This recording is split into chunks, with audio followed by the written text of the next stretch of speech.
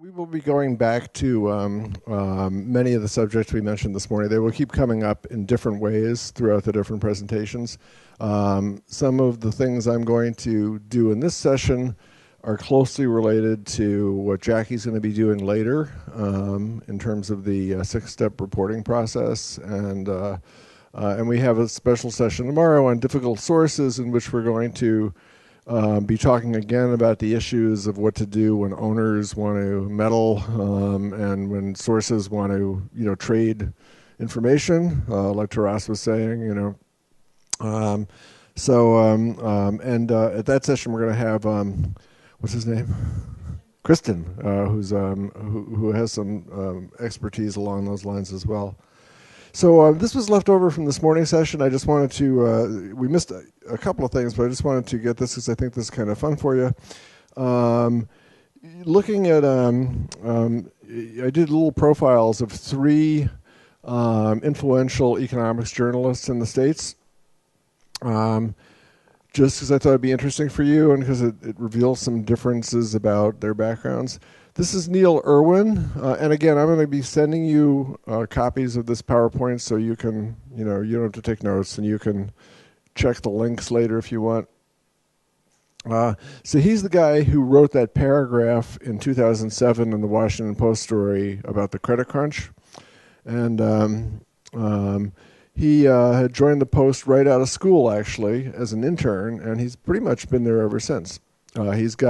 He's received a couple of higher degrees. He went to the Columbia J School as a Knight Bagehot Fellow, and he also got an MBA at Columbia, all while working at the Post, which by itself is quite an accomplishment. So he was made the beat reporter, and again, beat is what we call the area of coverage that you follow, covering economics in the Federal Reserve in 2007. So right when he started was when a credit crunch was getting underway, and so he was in like an ideal position to observe that and to have access to all the most important people in Washington. He just published this book, The Alchemists, which is kind of a history of the credit crunch and the financial crisis. Both in the U.S. and Europe. It's a very good book. I just reviewed it for a magazine. So I actually read the whole thing. Big fat book, like 600 pages. And it really is quite a good book. And I've noticed that it's already being quoted by other economists. Like if you look at some of the debates, like for instance, there was a debate recently about the academic paper that had said that if you had 90% of GDP, if you had debt equivalent to 90% of GDP, that would mean your economy was going to plummet. I don't know if you guys have followed that debate, but it was a very influential academic paper that was cited by many of the people who were in favor of cutting government spending and austerity. And another group of economists basically found some flaws in the methodology of that paper and pretty much proved that it was not right. So it was a big debate in academia that sort of spilled over into policy because a lot of the defense of like Europe's austerity plans had cited that paper, as a reason. Anyway, in that debate, many people have quoted this book because it's like the best account so far that's been published of all of the policy moves that went on during the credit crunch. So he's a guy who got an undergraduate degree in economics and political science. So he pretty much knew what his interests were. When he went to the Post, he was not writing about macroeconomics at first. He was put in their regional editions, writing about the suburbs of Washington, school board meetings. Very kind of not sexy stuff. Did that for a couple of years, started writing about companies, and then, in 2007, he actually got the Post as the big, the Fed reporter. So he's one. This is Ezra Klein. Now, this guy is as close as the economics journalism industry has right now to a rock star. And he has an interesting background. He started as a blogger.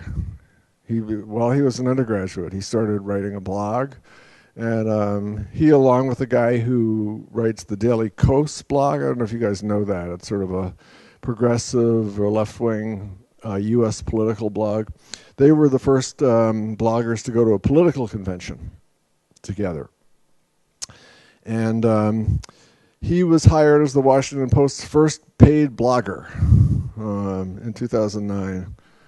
And then was sort of promoted to like a general reporter on the newspaper staff. Pardon? The Washington Post. Yeah, he was like, they were, you know, they said, we want you to blog for us, so we'll pay you, you know, whatever they, yeah. Oh, I don't know. Yeah, he probably wasn't paid at all for the first few years. The more popular bloggers in the U.S., do sell ads on their sites, and actually some of them make pretty good money. Like there's one you could look at called Talking Points Memo. Very successful political blog started by one guy, and he now has a staff. It's like a little newspaper. So Mr. Klein is like on TV all the time. Like if you turn on the cable TV in the U.S., you know, he's on there talking. And he was named one of Washington's 50 most influential, that should be influential, by GQ magazine, which is Gentleman's Quarterly, which is like a big, fat, slick fashion magazine. It has feature articles, kind of like Vanity Fair. I don't know if you guys are familiar with those. Esquire, yeah, like Esquire, right? And they do lists, you know, like the 100 richest people, the 50 most influential. And he's still pretty young. So he's another sort of, you know, not that conventional. His undergraduate degree was in political science. I don't think he set out to become an economics journalist at all. I think he found out that's where the action was in Washington once he started blogging about policy. One more, this is David Leonhardt. And again, this is just sort of, you know, aspiration. He's a little older. He was a math major, and I don't think he went. No, I don't think he went to graduate school. So he set out to become a journalist. He worked at a few publications. Business Week is a weekly business magazine in the U.S. He worked at the Washington Post. He joined the New York Times in 2000. And that, you know, that's a pretty big deal. Like if you get hired as a reporter at the New York Times, that's like, you know, very good. You know, it's like a job for life kind of thing, you know, great newspaper. And he started writing their economics column. They have an economics column that comes out once a week, Economic Scene. And he did a really wonderful job writing that. And what he did, we're going to look at one of his columns tomorrow as well. He always found interesting ways to write about economics for like a wider audience. We'll show you some of those. And he won the Pulitzer Prize for commentary a couple of years ago. And then the Times made him the Washington bureau chief, sort of taking him off the economics beat narrowly. And that's a very big job at the Times. That's like, I don't know how big their staff is in Washington. It's like 50 people probably or something. And that's also considered a job, you know, the future editor-in-chief, you know, like to become the editor-in-chief of the New York Times someday, they will move you around. They'll make you a bureau chief. They send you to Washington for a while. Then probably next for him, they're going to post him overseas somewhere. So you'll see in a couple of years, he'll become like Beijing bureau chief or something. Or so he's doing quite well. So I want to talk a little bit about trends in business journalism, some of which we've talked about already, like the U.S. in particular, some other countries. There's been a lot of pressure for more than 10 years. And as we spoke about this morning, it's sort of there are two things going on. One is the cyclical, the business cycle, and the way that affects advertising. The other is structural, the shift to online news, which is just, you know, sort of taking all the money out of it. And this is actually the number Jacqui was, or one of the numbers very similar that Jacqui was referring to. just in newspapers, this isn't counting magazines, which would make the number much bigger. 18,000 reporter positions have disappeared. And, granted, it's a big market with a lot of people in it, but that's still a huge number. And it's continued. It's continued over the past year. Probably going to continue for a while more.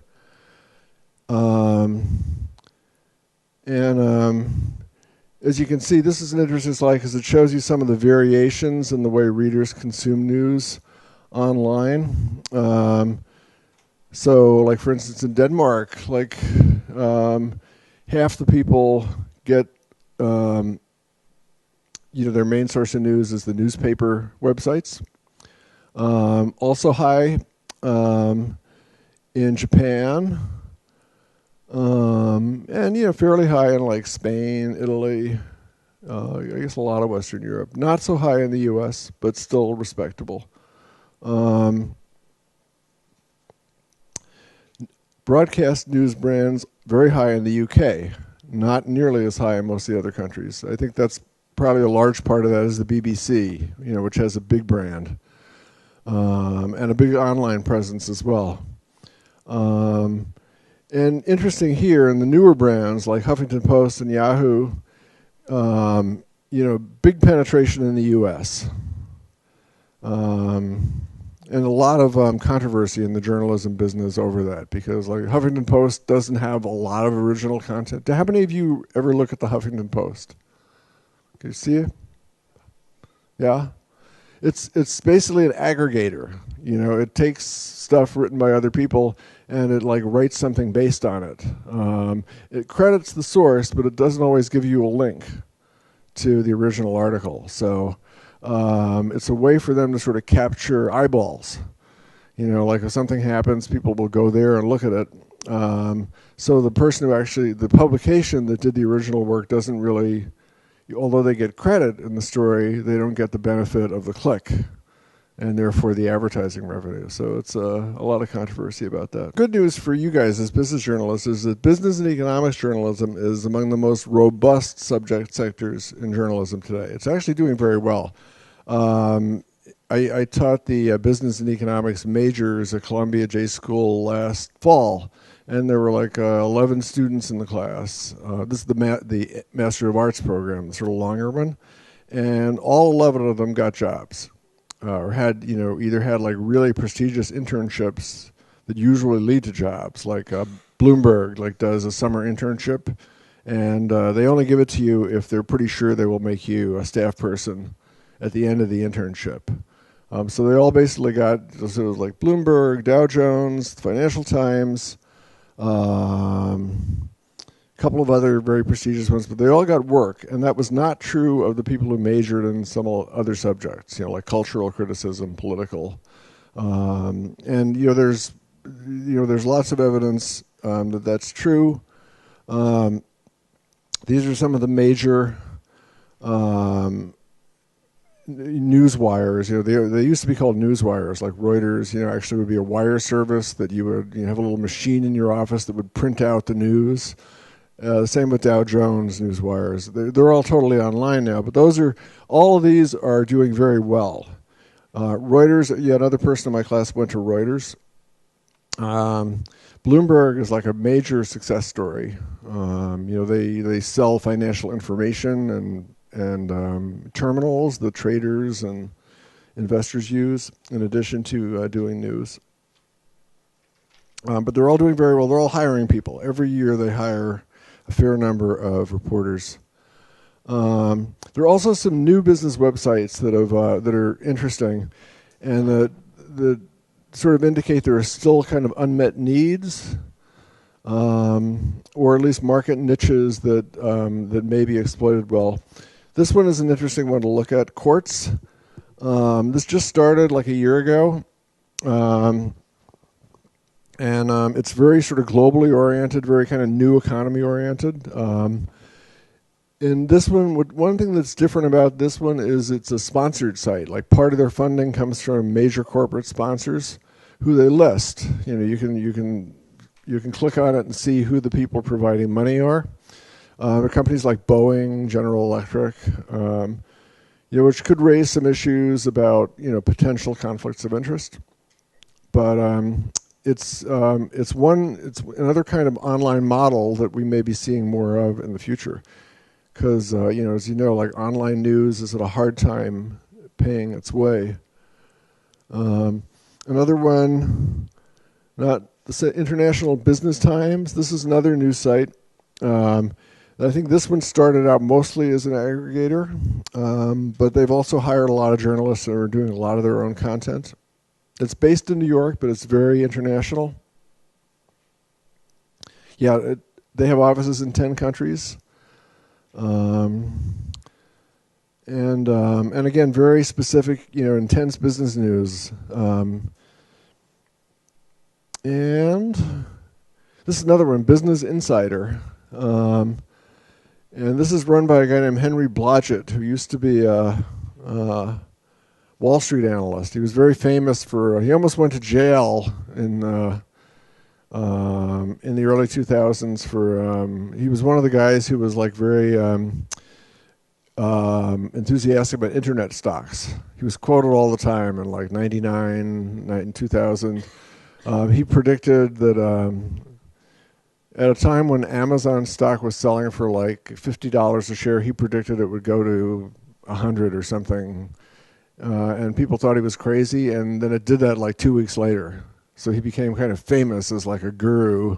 But it turned out that he was providing a lot of bogus information too, where he was privately telling people that, company X is a dog. At the same time, he was recommending its purchase.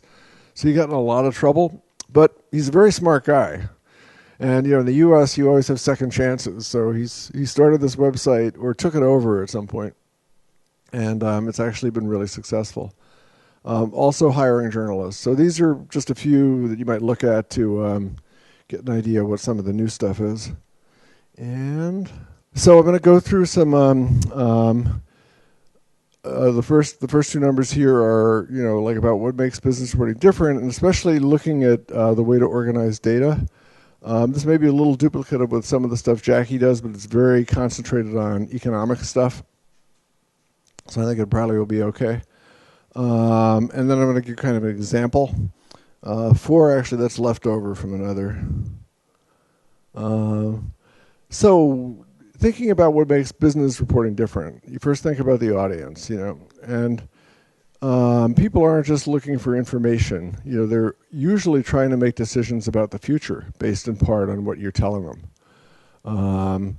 So they're looking at things like performance. Should I buy Facebook stock? Should I buy shares in another industry?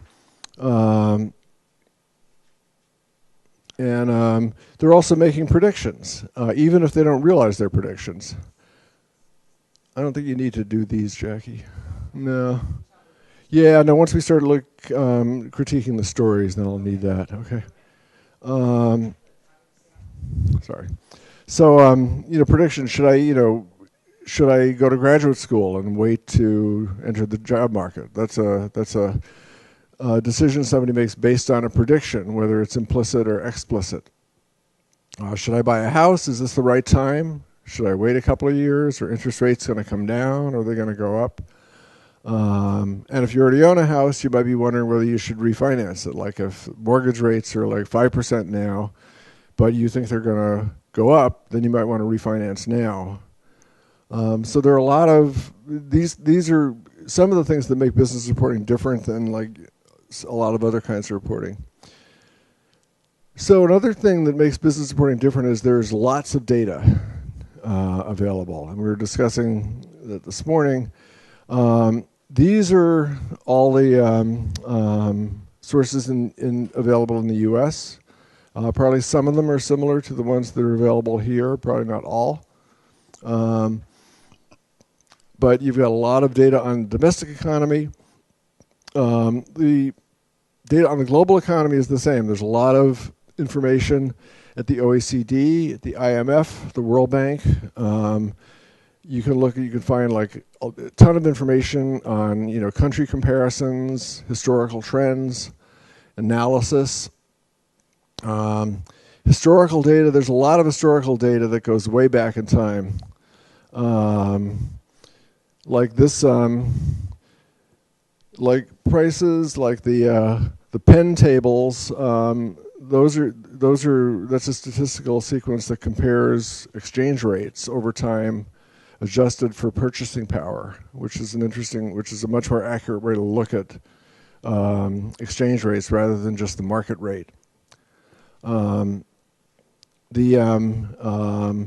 you look at the last one there, Madison, this here, that's a series of tables put together by an economic historian that shows like the economies of different countries and regions from like prehistory to now, kind of reconstructed and estimated, but can be very interesting. And if you're writing something with a long-term perspective, it could be very good to look at. All of these different organizations just provide this data online? Yeah. Public access anywhere? Yep, pretty much.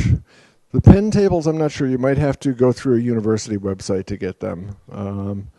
But generally speaking, these are all available. And in the U.S., these are the government agencies in the U.S., the BEA, the BLS, the Census, FRB is the Federal Reserve Banks, the Federal Reserve Board, and there's actually some stuff. There are 12 Federal Reserve Banks, which we'll talk about a little later, and they all publish research. And a lot of that's on economic subjects that can be interesting to read about. You might want to look at them sometime just to see if they've covered anything that might be of interest to you. Companies, of course, you have annual reports, the 10K, which is the SEC statement that they're all U.S. companies or companies that have major shareholding in the U.S. have to produce.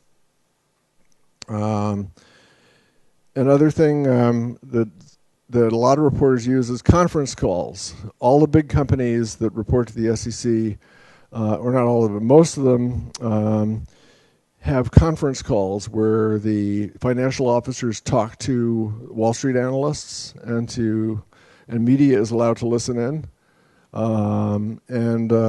You can get a lot of insight into what companies are doing listening to those. A lot of them are taped and put online, and a lot of them are even transcribed, so you can look at them in print and search them. There's a lot of information about industries. Value Line is that's a paid service that you'd have to like go to a library to look at or access through a university site. Standard & Poor's, S&P.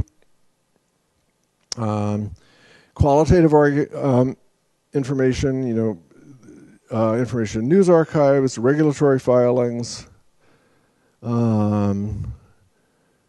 So, there's a lot more of this than there is in a lot of other fields of journalism. And we'll talk about how to use some of that. History is important. And we mentioned a little of this, that you want to compare things to baselines and norms. Like, you want to make sure you understand the business cycle, what the secular or structural trends are, whether there are seasonal patterns that affect the subject you're writing on. And with the data, you also have to you be aware of like what the reporting schedules are. Does the data come out monthly, like stock prices and bond prices? Does it come out monthly? Also, what the lag is between when it's reported and when it's happened.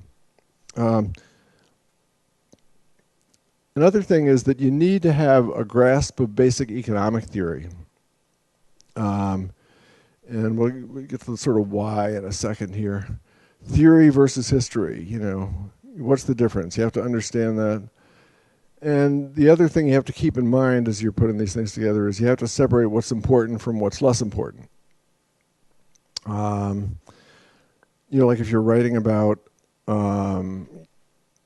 unemployment over time, there may be other things going on in that subject that might draw you away from the main theme.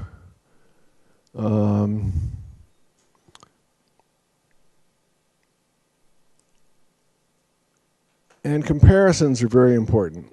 You want to be able to make comparisons, and again, this is all data related. You want to be able to make comparisons over time, between countries, industries, and companies. You want to be able to think of things in terms of the percentages. If somebody tells you, my company made like $20 million last year, that sounds great. That's an absolute number, but you want to know what that was as a percentage of sales, or what that was as a percentage of invested capital. Those are the kinds of things that make the comparisons universal to other companies. In the U.S., we would compare U.S. to Europe sometimes, present to the past. Measurement issues are key in dealing with data.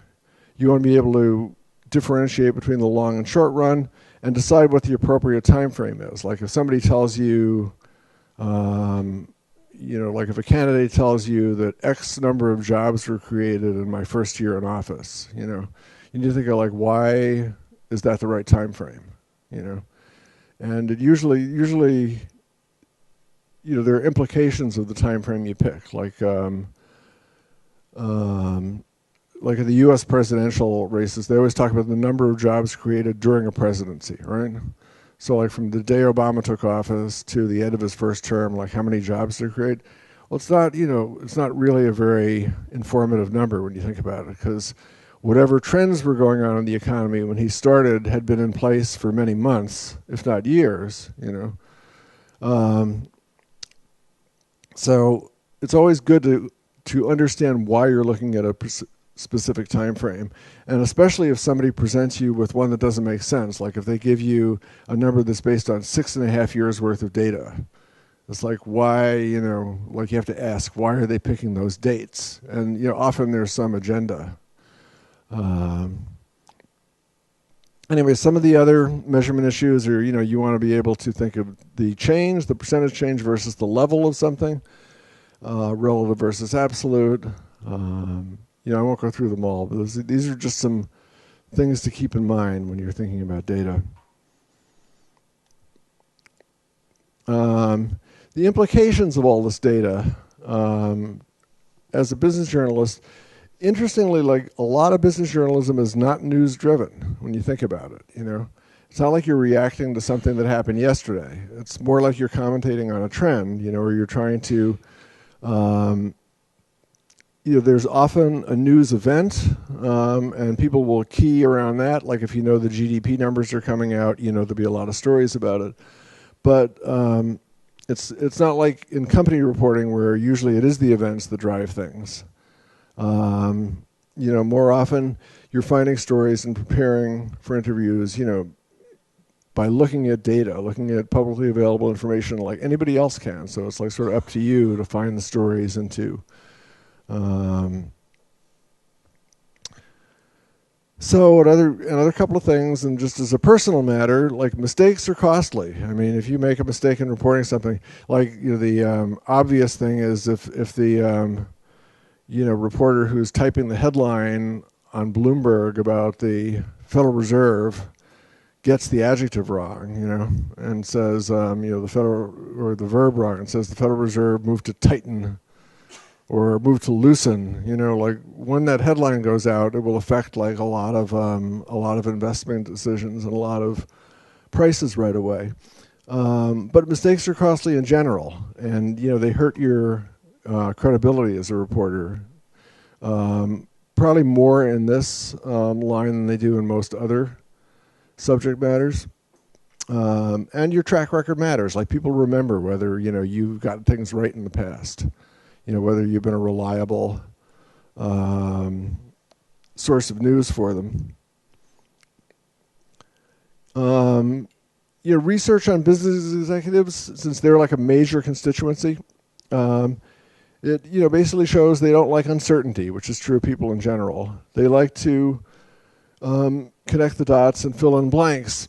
They're most likely to make mistakes when they have something new and unfamiliar, like a new market.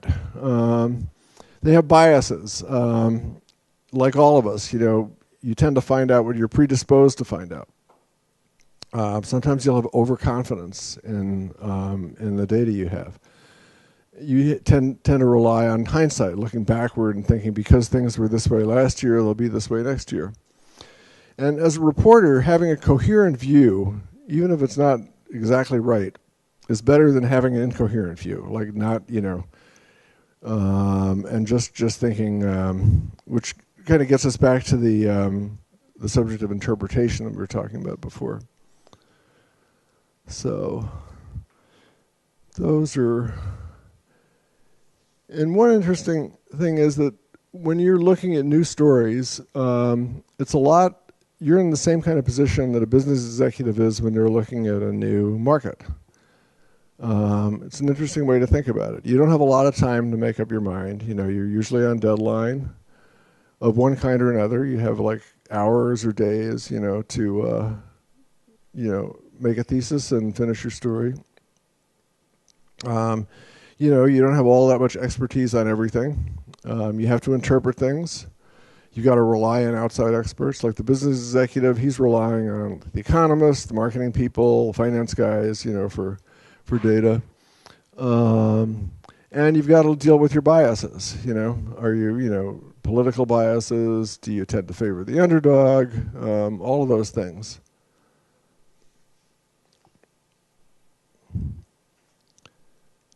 Anyway, so I'd sum it up by saying the challenge is, not to be a blank slate, but to be conscious of these things, to be conscious of your biases, and to be conscious of the different arguments, and, write accordingly.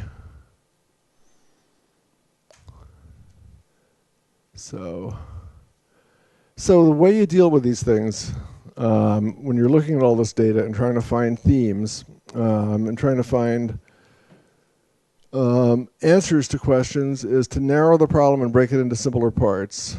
Define the data, make predictions, and then compare those, and making predictions about your own data, the things you've discovered, and then checking them with the data, including the time sequence. And it's important, especially the fifth one there, to apply the same standards, the epistemological standards, to contrary and supportive data. It's a very easy mistake to make to sort of look very generally at the things you like, right? Oh, sorry. It basically means formal, I guess. Yeah. Or stringent, right? Sorry. And then easy to look at the stuff that contradicts your thesis with more, to sort of give it an easier time. So I'm not going to go through each of these slides. I have like some more specifics about each of the points. But these are some of the things I think you can look at as kind of a checklist. Identifying the economic agents that are involved in the story you're trying to tell. Formulating the question. Narrowing the problem. That's a particularly important one. Try to break the big complicated problems into the smaller parts. And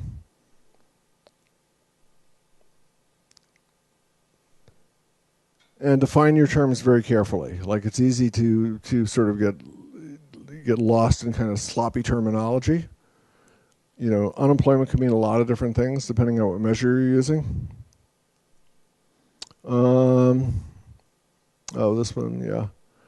This one actually, so Jacqui's got, this is the ideation, part of, so look at this for a second. 3 students check into a motel. They're told the rate is $150 for the room, so each of them pays $50. Have any of you seen this before? No? Okay. So they pay $150, $50 each. The desk clerk realizes he's overcharged them, that the room should only be $130. So he's busy. He asks the maid to give him their $20 refund. Okay? So he gives her 4 $5 bills. So she scratches her head, and they're all in different parts of the motel, so she can't give it to him at once. So she decides to give him each $5 and keep the other $5. She's a crook. So each of them paid so here's the way this question sounds like it's formulated. Each of them paid $45, which totals $135 instead of $150. The maid got $5. What happened to the other $10? Yeah, I'm going to give you the answer, sorry. So the answer is that $150 is the wrong number to think about. The question was badly, and especially the where's the missing $10? Framing the question that way takes you in the wrong direction.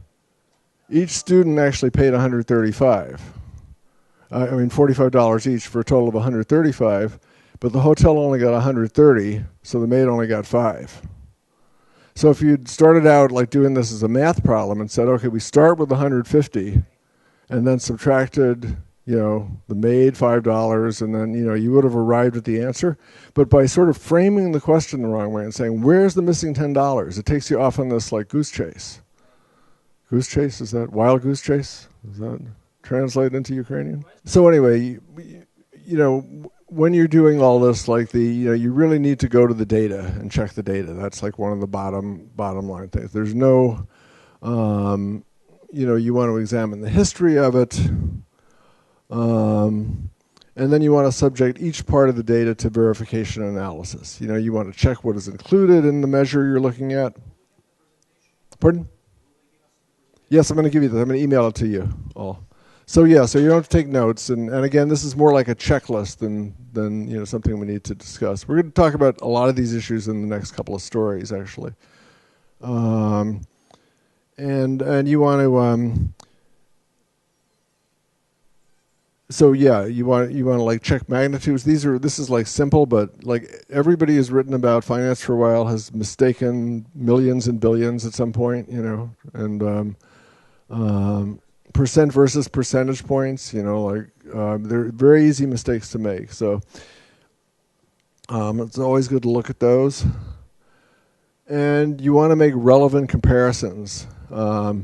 So if you want to compare something, you might want to compare it to its average over time, or look at what the typical variation is. Like if the unemployment rate goes up 0.2% last month, is that a big deal or not? You look at what it typically changes every month, and if it typically changes, like the average change is 0.2, then that's not a big story. But if it goes up like 1% and it typically only goes up 0.2%, then that might be a big story. And you want to compare things to averages, to leaders across countries. And this is back to the making predictions thing we were talking about. And this sort of duplicates that earlier one. Just this one quick example of characterizing things. Some of the early coverage of the Great Recession, as they call the 2007 to 2009 recession in the U.S. Some of the early commentary. Like it doesn't feel like 1929, it feels like 1930, wrote Peggy Noonan, who's a very famous opinion columnist in the Wall Street Journal in March of 2009. Well, if you look at the next one, sort of sounds the same way. And then if you look at the date, that was 1991, during a very shallow recession, as it turned out. So the kind of an overstatement, maybe. Again, look at the loss of confidence on the part of both parent and children that life in the next generation will inevitably be better. This is the New York Times. Very similar comment from 1986, like a whole generation earlier. And again, the most basic test of an economy's health is to produce ever-rising living standards. 2009, people have some sense of something slipping away, a world receding. Post-prosperity America, 2009 in the Wall Street Journal. And then this last one, the American society began to lurch off the track, 1986, So these are all very big, absolute statements. Similar bunch about the shrinking middle class, true in 2009, and 1991, 1986. All the same. And people love apocalyptic things like Peggy Noonan again in 2009. Whether you've had it too easy, he quotes Ecclesiastes. Ecclesiastes would be I looked around and saw that it was all nothing, or vanity and vexation of the spirit. But again, very similar to a quote from 1991. So these are big statements about something.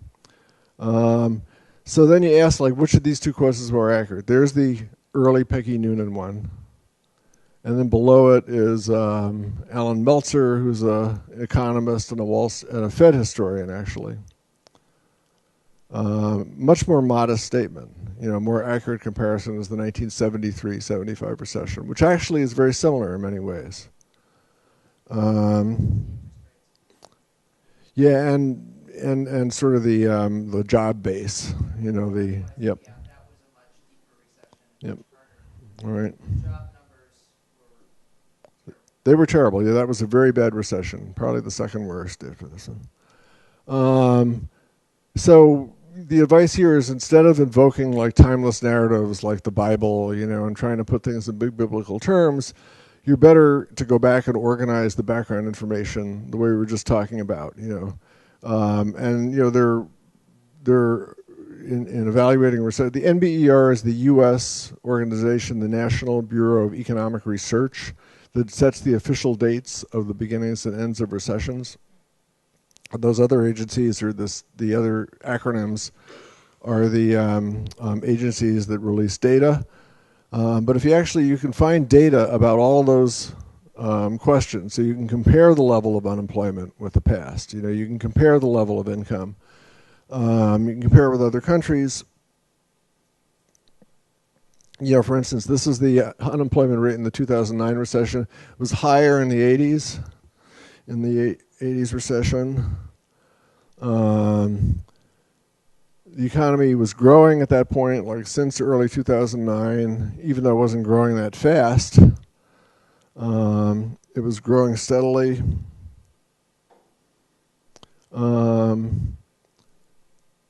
And this is, a key thing. The U.S. growth rate, which is the sort of yellowish line, has, bad as it was pretty much consistently outperforming the UK and the Eurozone throughout the time. And I guess the other one is, just those three. In this case, this is an answer to the question that says, countries need more financial austerity. Europe has done more financial austerity, therefore Europe will outperform the U.S. Well, starting from the crunch here, the U.S. has had a much more aggressive fiscal and originally monetary policy, even though it hasn't been that strong by historical standards. And you can see what the relative performance is. And again, these are all starting, they're all based on them being at the same point in 2003. So it's not like we're comparing different levels or something.